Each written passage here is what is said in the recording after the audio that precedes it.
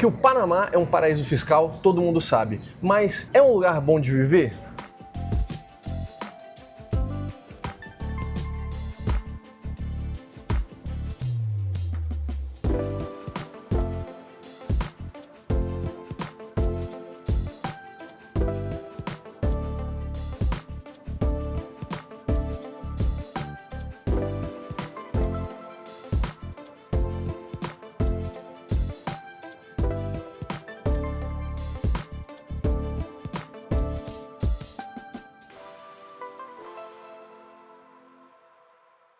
Hoje vamos falar justamente sobre vida e residência no Panamá com dois brasileiros que já moram lá há muitos anos. Meu nome é Francisco Litvai, cofundador aqui da Seti, e hoje temos o Antônio e o Alexandre, parceiros nossos na Abarque. Como estão, meus caros? E estamos falando da onde hoje?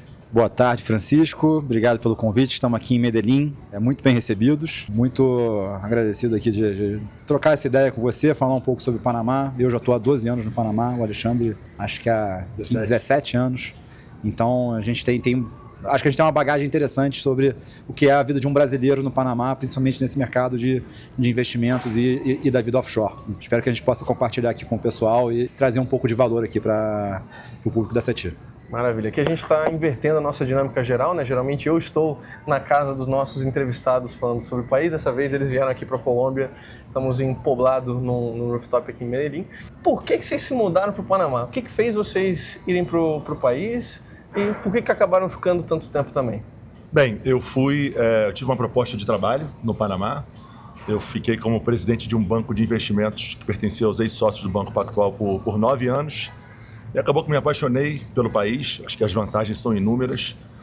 Constituí minha família lá também, tenho um filho panamenho, família toda feliz. Então, hoje em dia, a gente não pensa nem em sair do Panamá. A gente tem muitas vantagens que a gente tem no Panamá que a gente não tem hoje em dia no Brasil. Vantagens essas fiscais, de segurança pública. Nós que somos do Rio de Janeiro, a questão de segurança para a gente é muito importante, né?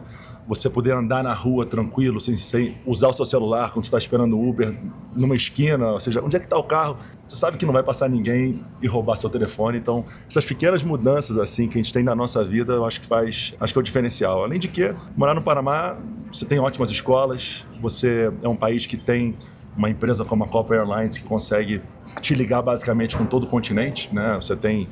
Eu que sou carioca, tenho 3 voos diários para o Rio, tem 5 voos diários para São Paulo. Só coisa boa, a gente vai abordar muito essas qualidades, mas existem coisas também que não são 100% no Panamá, né? Principalmente questão ligadas a serviço, né? O clima também é bem complicado, muito calor, muita chuva, mas a gente pode abordar isso mais adiante. Na verdade, eu saí do Brasil com 19 anos, né? Fui fazer um intercâmbio de faculdade na Espanha de 6 meses e acabei ficando 7 anos. Voltei em 2012, na época que 2011, 2012, na época que o Brasil estava na moda. 1 ano e meio depois, as coisas já começaram a degringolar. Era um ambiente um pouco parecido com o que a gente está vivendo hoje. Crescimento de Lava Jato, governo Dilma, as eleições, enfim. E aí eu conheci o Alexandre, eu sempre tive interesse no mercado offshore, eu já trabalhava com investimentos offshore há alguns anos, desde a minha época lá na Europa. O Alexandre me convidou para conhecer o Panamá, eu me apaixonei, eu vi que era um lugar ideal, né, para um empreendedor montar um negócio financeiro, um negócio onde eu pudesse aproveitar, né, justamente os benefícios fiscais que hoje a gente tanto prega e oferece para os nossos clientes. E tem 13 anos que eu fui para lá e sigo lá até hoje e não me vejo indo embora tão cedo, né? Já minha esposa se mudou para lá, hoje eu tenho um filho panamenho e a gente vê, né, diferente de alguns países onde as pessoas chegam e vão embora depois de um tempo, no Panamá as pessoas vão ficando. Então a comunidade brasileira que a gente conhece lá hoje é bem maior do que quando a gente chegou, porque os que vieram antes continuam e outros foram chegando ao longo do tempo. A gente está vendo um incremento grande de brasileiros nesse último ano também chegando no Panamá. E que tipo de pessoa, assim, vocês viram que a comunidade cresceu, que tipo de pessoa costuma gostar do Panamá? Que tipo de pessoa que chega e decide ficar por lá? Na verdade, o Panamá ele já é um hub estratégico para empresas multinacionais, né? Então ele atrai muitos executivos, tem um grupo grande de expatriados, não só do Brasil, mas da América Latina inteira, porque o Panamá é o hub de sede de empresa, eles têm um visto específico, né? Que é o visto SEM, que é sede de empresa multinacional para empresas grandes e atrair executivos que não pagam imposto, né? Mesmo no contra-cheque, e com isso vai também trazendo uma mão de obra muito especializada de imigrantes para lá. Além disso, temos, né, vários outros vistos incentivos de aposentados. O Panamá é considerado um dos melhores do mundo para se aposentar, e também de pessoas que, né, já têm um certo patrimônio e querem se aproveitar da isenção de imposto para ganhos internacionais. Uhum. Então é uma oportunidade muito boa de estar no Panamá para isso. Esse tema que você mencionou de ser a sede da Copa, eu acho que acaba sendo muito importante, e é uma das coisas que a gente costuma comparar, especialmente do Paraguai com o Panamá, né? O Paraguai é um outro país que a gente fala bastante aqui no canal, que como o Panamá tem um sistema territorial, ou seja, a renda estrangeira é isenta, que acaba tornando ambos muito atrativos a nível fiscal, mas o Paraguai é um país totalmente provinciano, né? O Paraguai nunca está no caminho de lugar nenhum. Você só vai passar por Assunção se o seu destino final for Assunção. Exato. Esse efeito de ser um hub de uma linha aérea acaba sendo muito interessante para quem tem já viagens de negócios internacionais, seja que a pessoa tem que ir para os Estados Unidos frequentemente, seja que a pessoa tem que ir para a Europa, para México, onde quer que seja, que ela já vai naturalmente passar pelo Panamá. Então ajuda tanto a pessoa que está pensando em pegar a residência e é um viajante frequente, quanto também a nível de networking, né? De você estar parado no Panamá e as pessoas de vários países estão vindo, estão passando por ali, estão tendo conferências, eventos. Isso eu acho que é uma vantagem assim, que nem sempre é tão valorizada do Panamá em comparação, né?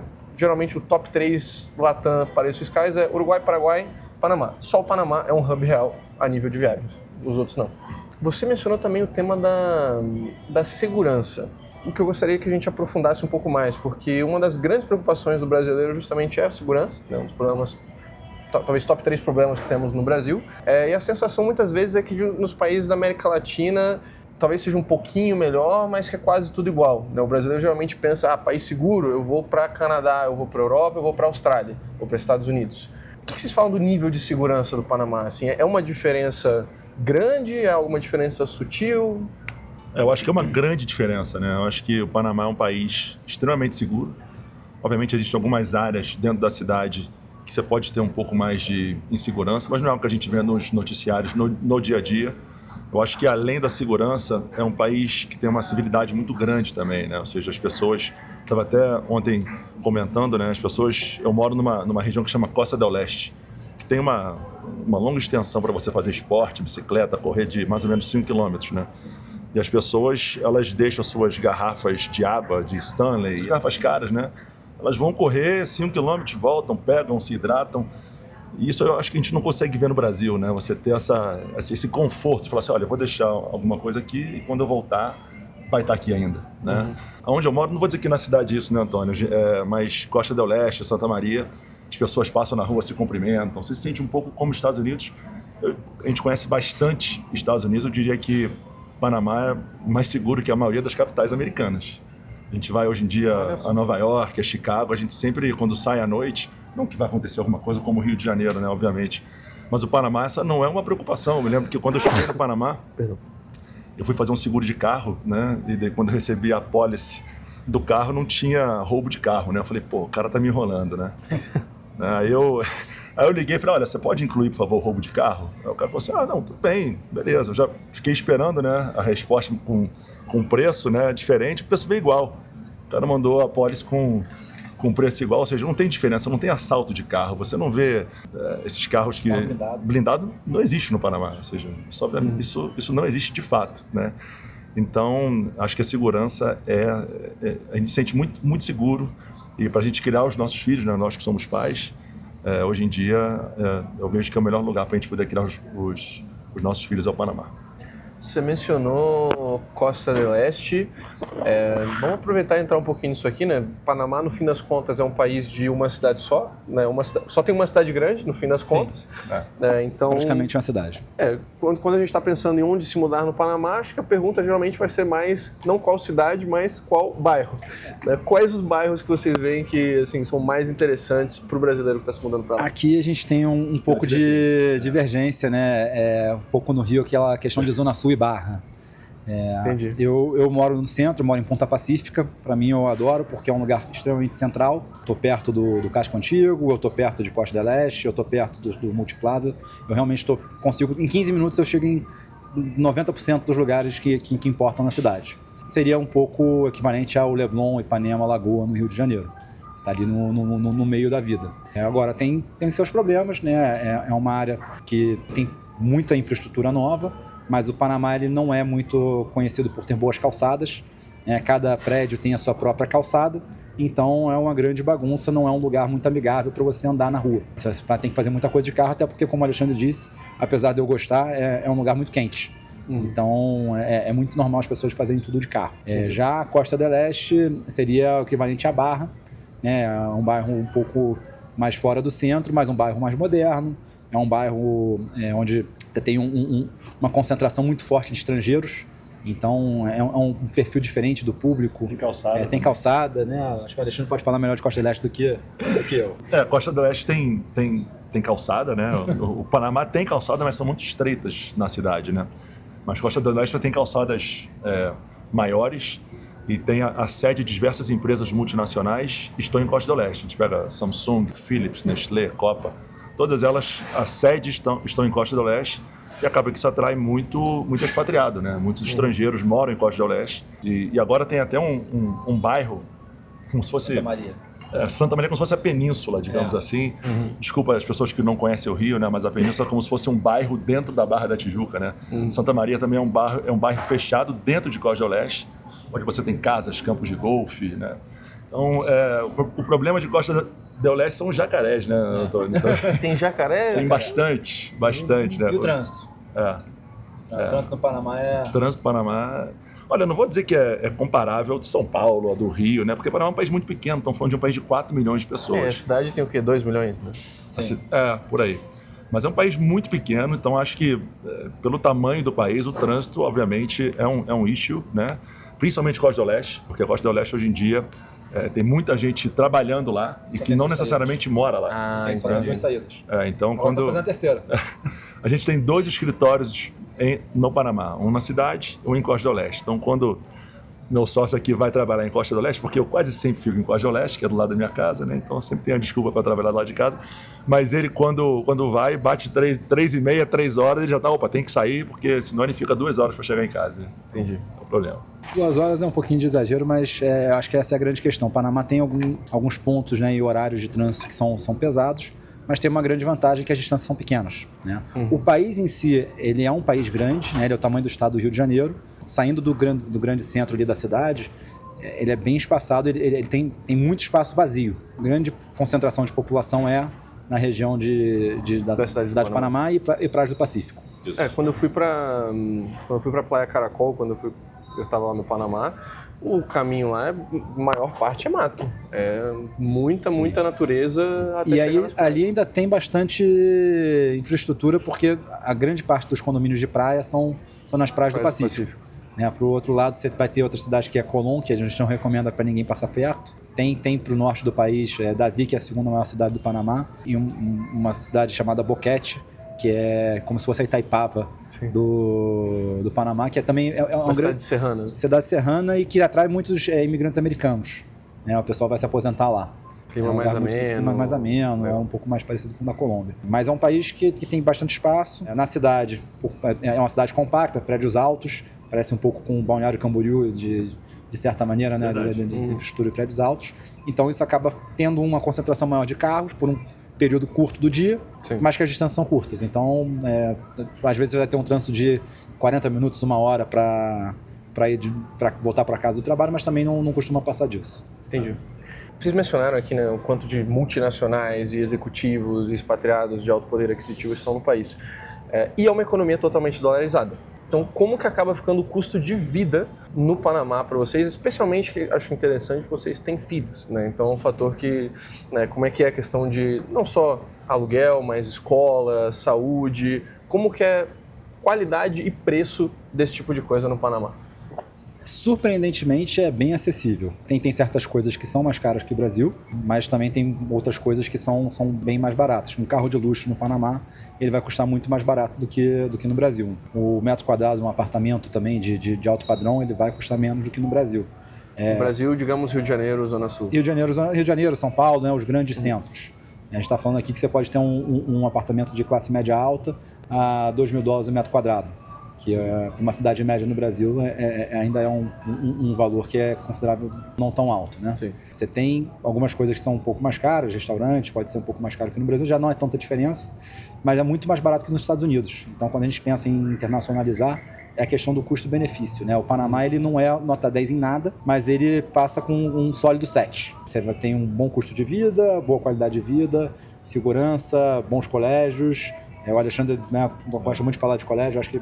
Tem um filho de 7 anos, né? Ele está numa escola internacional no Panamá, então ele é alfabetizado em inglês. Só para dar ideia de custo, acho que é interessante as pessoas saberem, sai mais ou menos $1.300 por mês. É uma escola, assim, tida como a melhor do Panamá. O tempo todo ele está falando em inglês. Hoje em dia eu já vejo que ele tem algumas abordagens de inteligência artificial, robótica, né? Então a educação está mudando e graças a Deus eles estão aí bem modernizados com relação a isso.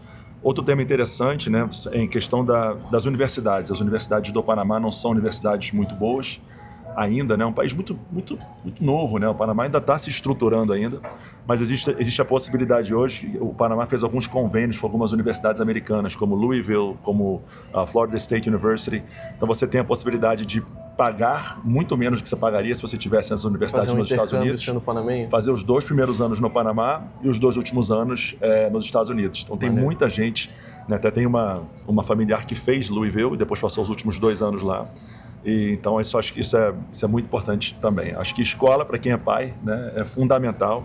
E o Panamá, não só a escola que está meu filho, mas existem outras escolas também muito boas também. Se você quiser descer um pouquinho o nível, você consegue uma ótima escola pagando $500, $600 também.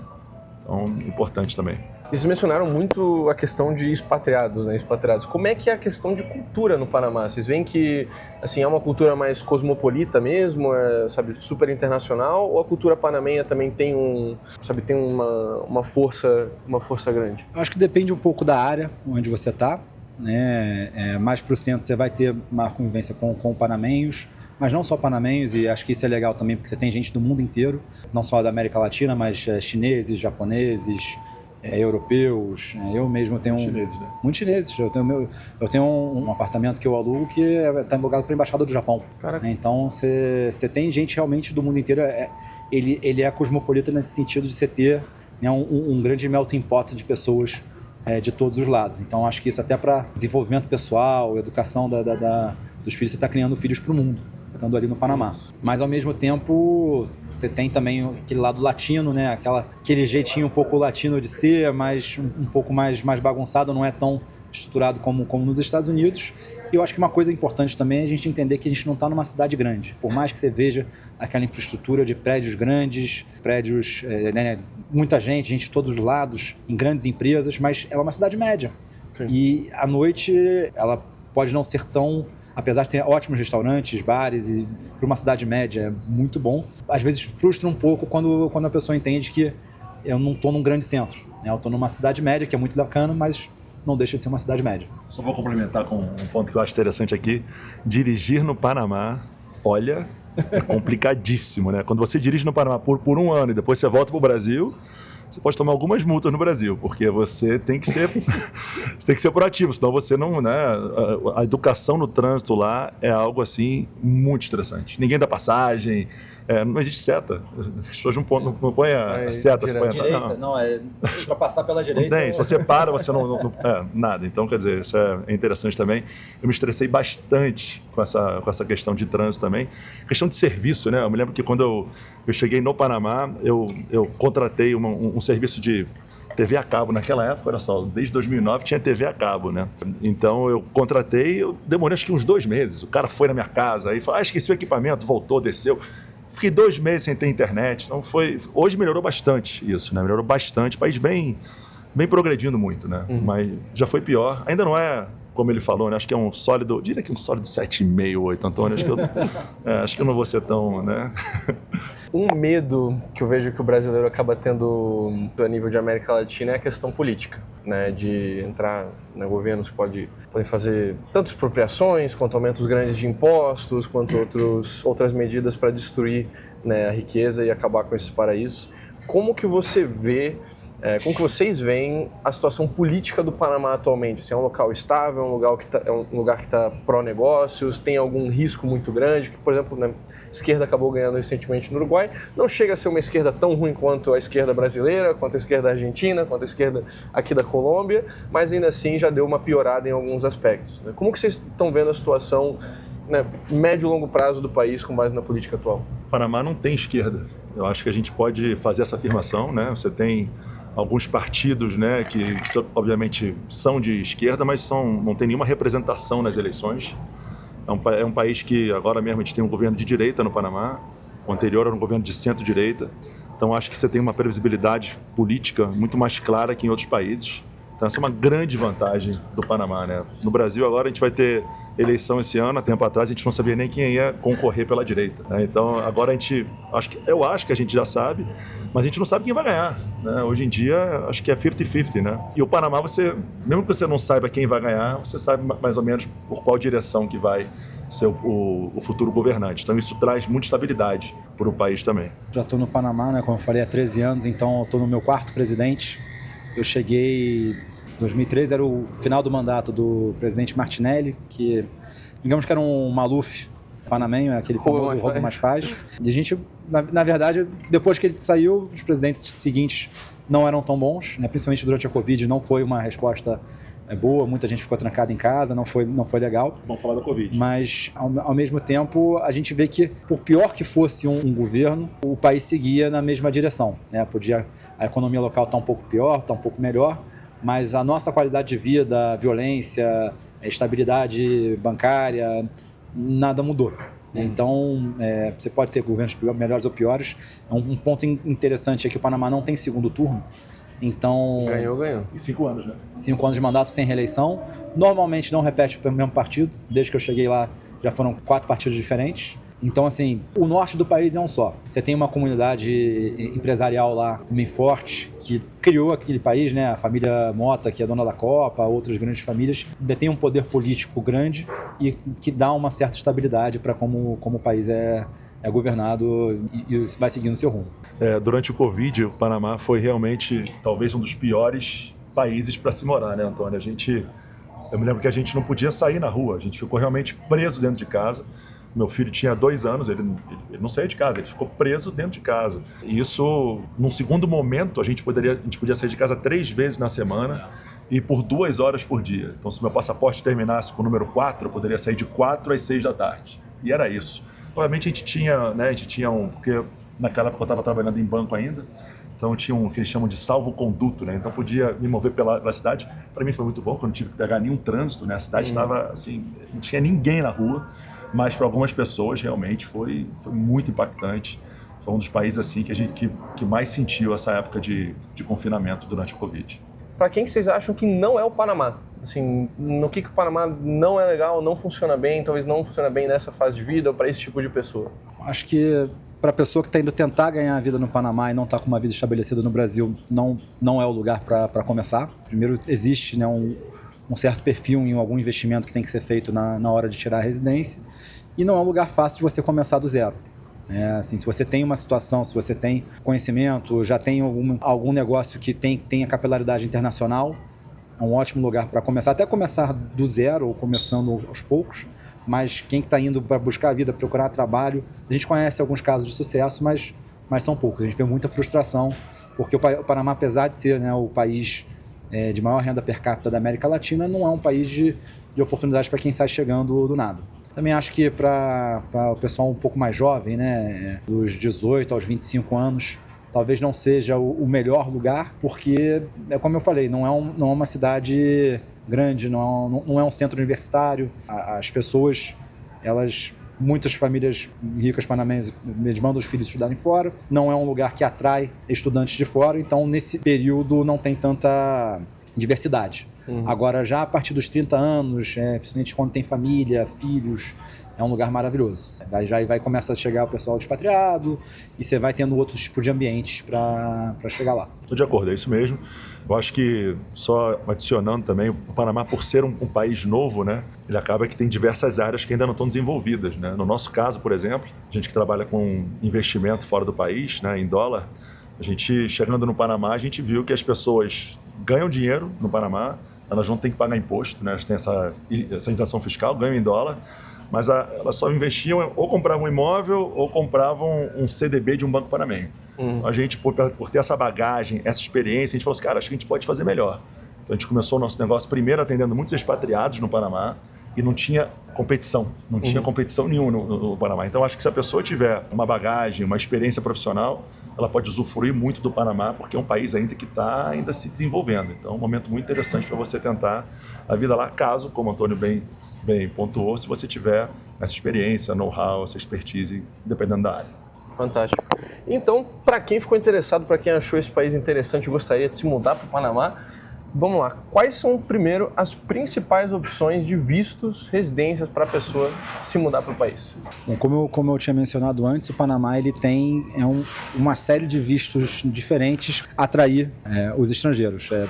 O que mais acontece hoje, né, através das multinacionais, né, as próprias empresas vão trazendo os executivos para o Panamá, mas existem outras modalidades como o Friendly Nations Visa, né, os países amigos, onde você pode fazer tanto por investimento imobiliário, por investimento num CDB de banco panamenho, investimento em bolsa panamenha ou recebendo uma oferta de trabalho de uma empresa panamenha. Às vezes até existem casos onde a pessoa ela quer fazer um investimento, montar uma empresa real no Panamá e ela se contrata, faz uma oferta de trabalho para poder, né, tirar esse visto de países amigos. Outras modalidades que também são muito interessantes e até mais fáceis são o convênio Panamá-Itália, onde pessoas que têm o passaporte italiano, e aqui fica a dica, às vezes a pessoa que está interessada não tem, mas o cônjuge tem, né? Então a gente já viu muitos casos de tirar pela esposa, pelo marido, e aí entra o visto pelo casal.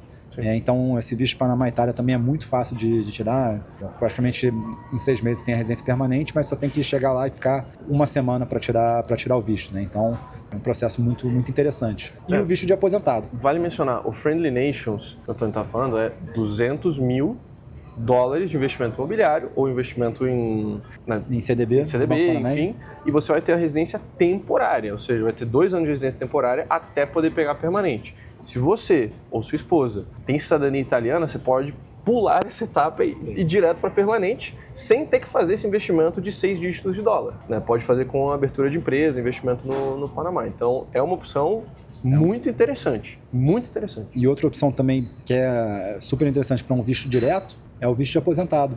Agora, ainda mais agora que o real deu uma valorizada contra o dólar, né? Qualquer brasileiro que tenha uma aposentadoria de pelo menos $1.000 por mês, ele tem esse direito de tirar o visto de aposentado no Panamá. Também é um processo super simples, também é uma residência praticamente já automática, a residência permanente, e além disso tem uma série de benefícios, né, de descontos, 15% de desconto em passagem aérea, isenção de imposto de importação para carros de luxo, desconto em hotéis, restaurantes, tudo dentro do país e tudo de maneira super legal e transparente. Então, para quem tem essa ideia, por isso até o Panamá é considerado um dos melhores lugares do mundo para se aposentar, porque ele realmente faz parte da economia local atrair estrangeiros para se aposentar no Panamá. O Panamá é uma ótima base, não necessariamente para ficar lá o tempo inteiro, mas para pelo menos passar parte do tempo. É um lugar muito agradável para morar. Vale mencionar uma razão pela qual o Panamá a gente acaba recomendando para nômades também, é porque para manter a residência panamenha ativa, você só precisa estar no país um dia a cada 2 anos. Ou seja, você pode, morando no Brasil, obter a residência panamenha, não se mudar para o Panamá agora, continuar morando no Brasil, né, mas já ter esse plano B preparado. Então, ter sua residência, ter sua cédula, ter sua conta bancária, ter sua empresa, tudo pronto para, se o dia chegar que você fala, não aguento mais o Brasil, já não dá mais, aí você vai com tudo feito. né? Então acho que isso já é um ponto interessante também. Um que eu gostaria também que a gente tocasse é o Qualified Investor Visa, né? Que tem a opção também, se você quer investir uma quantidade maior, dá para pegar a permanente também, né? E aí também são as mesmas modalidades, só muda o valor disso seria a partir de $800 mil no CDB, o imóvel de $300 mil, mas seria basicamente as mesmas modalidades de um país dos amigos. E um ponto interessante é que o Qualified Investor, eles fizeram um programa interessante no Panamá agora, que é o Panama Travel Passport, que você consegue pegar um passaporte de não cidadão, que é algo muito raro. A maioria dos países só dá, geralmente, passaporte para o seu cidadão. Nessa rota de investidor qualificado, você pode pegar um passaporte que vai dizer que a sua nacionalidade é brasileira, mas ainda assim é um passaporte emitido pelo Panamá. Então, para que isso pode ser útil? Por exemplo, se você tiver o passaporte brasileiro cancelado, ou se está com alguma multa pendente, está com um processo na justiça, está com algum problema aí, e não consegue renovar o passaporte brasileiro, você pode ter um passaporte que vai te dar a mesma vantagem de viagem brasileira, que vai estar mostrando que você é cidadão brasileiro ali, mas você consegue aquele documento para não depender do Brasil te emitir um passaporte. Algo bem raro e que eu não... Assim, Paraguai não faz, Uruguai não faz, né, Portugal não faz, a maioria dos países que a gente conhece não faz algo desse tipo. Fala pra gente um pouco como que é a questão do processo de aplicação. Eu preciso ir para o Panamá para aplicar? Quanto tempo que a pessoa precisa estar no país? Quanto tempo leva para sair a documentação? Como é que é esse passo a passo? É necessário, né, algumas visitas dependendo do tipo de visto. Principalmente a mais importante é a primeira para iniciar o trâmite, né? Normalmente a gente já conseguiu caso até em 2 dias resolver isso, mas a gente sempre pede para ficar uma semana corrida dentro do Panamá para evitar qualquer tipo de empecilho, né? A gente sabe que o Panamá, sendo um país latino, algumas coisas podem estar fechadas em certos dias. Caiu o sistema. Sempre caía a máquina de foto, você lembra? Que atrasava, sempre quando a pessoa ia tirar a foto do cartão de residência. Mas normalmente funciona bem, né? Você tem que ir a primeira vez para dar entrada, para tirar o visto provisório. A pessoa já sai de lá no final dessa semana com o visto provisório, né? E depois de 6 meses, se for alguma dessas modalidades que ela já tira o visto automático, ela volta para tirar o permanente e com isso ela já tem. E ela depois teria que voltar mais uma vez para tirar a cédula. Porque, na verdade, mesmo que ela tire o visto, seja provisório ou permanente, você ganha um cartão de visto, não um cartão de residência. E aí depois você tira a cédula, que seria a carteira de identidade normal, né? Que é o mesmo número que funciona como CPF e te permite uma série de coisas. É curioso que no Panamá eles só consideram a cédula como identidade. A própria carteira de motorista não é considerada como identidade lá. Algumas vezes eu já... dá sua identidade, guarda de trânsito. Não, tô aqui minha carteira de motorista. Não. Eu quero ver a sua identidade. Entendi.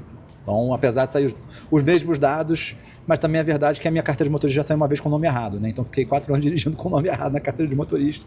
Então, talvez seja por isso que eles pedem o segundo documento como corroboração. Entendi. Para quem já fez o processo, conhece o processo do Paraguai, é basicamente a mesma coisa. Vai no país, vai aplicar para residência, vai receber a residência precária, até sair a sua temporária ou sua permanente. Saindo, você vai fazer a cédula. Exatamente a mesma coisa, só muda os prazos. Mais rápido no Paraguai? 3 dias no Paraguai geralmente já resolve. Então, a ida é um pouquinho menor, mas é a mesma coisa em termos de processo. O importante é realmente fazer o dever de casa antes, né? Já ir com tudo planejado, com todos os documentos certinhos, né? Dentro desse trabalho, todos esses documentos é feita, tudo é validado antes da pessoa viajar ao Panamá e efetivamente fazer o visto, porque justamente para evitar chegar lá e ter algum imprevisto e não conseguir fazer, ter alguma frustração de atrasar. Então é importante fazer esse dever de casa antes, né? Maravilha.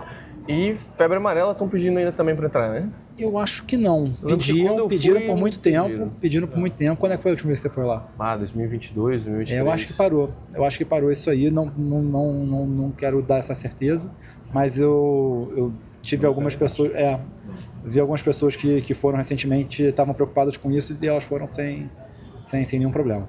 Acho que em termos de residências, esses são, né, os principais caminhos. Pode ter algum outro subvisto que pode ser interessante. Às vezes a pessoa, vai fazer algo como estudante, às vezes vai fazer algo assim, mas para você que está assistindo, a maioria das categorias estão cobertas nessas que a gente mencionou aqui.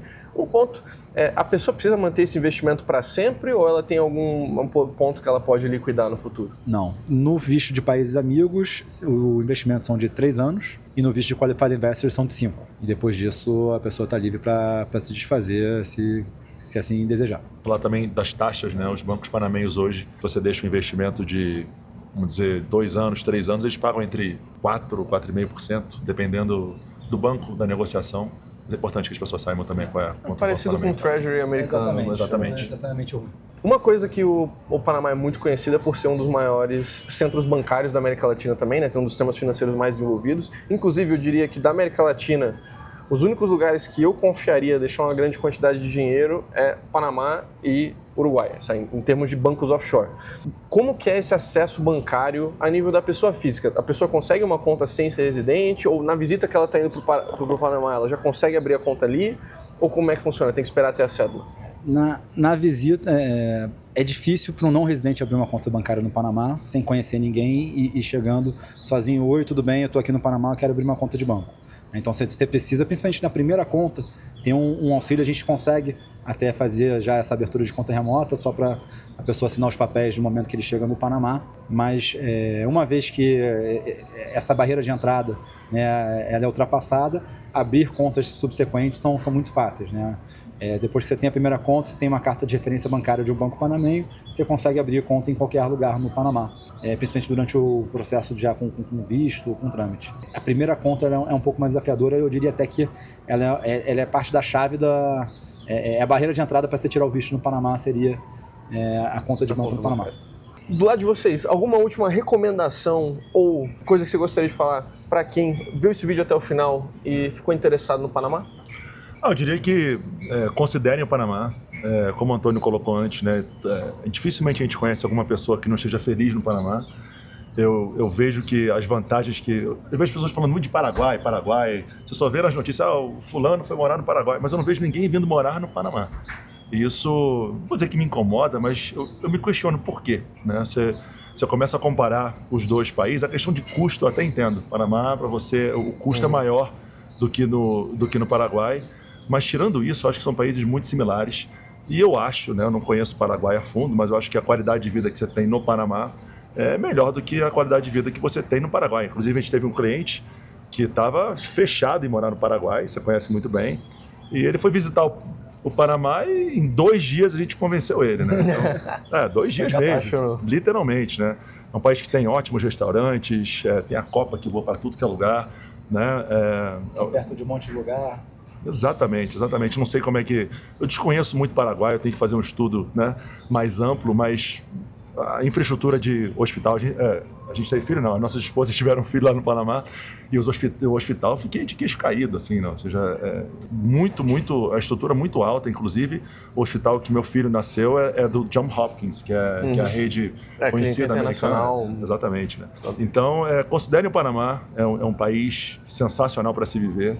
Talvez não seja o melhor país para você fazer turismo, né? Porque não tem tanta, além do Canal do Panamá, tem alguma praia aqui, outra lá, mas no Caribe tem praias melhores, né?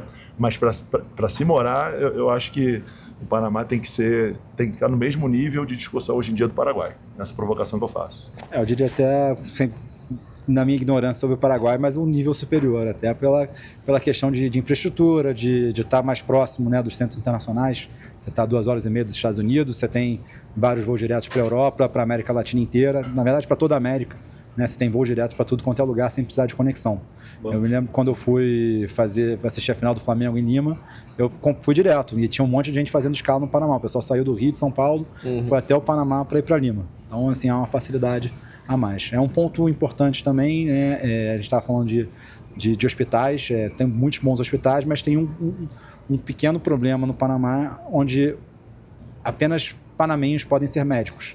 Não só médicos, mas de toda a área da saúde. Então, sim, é um ponto de atenção para brasileiros de área da saúde que têm esse interesse em trabalhar no Panamá. Teria que ser também pensado em o que pode ser feito profissionalmente, porque como médico, como dentista, como fisioterapeuta, são profissões que não podem ser exercidas por estrangeiros.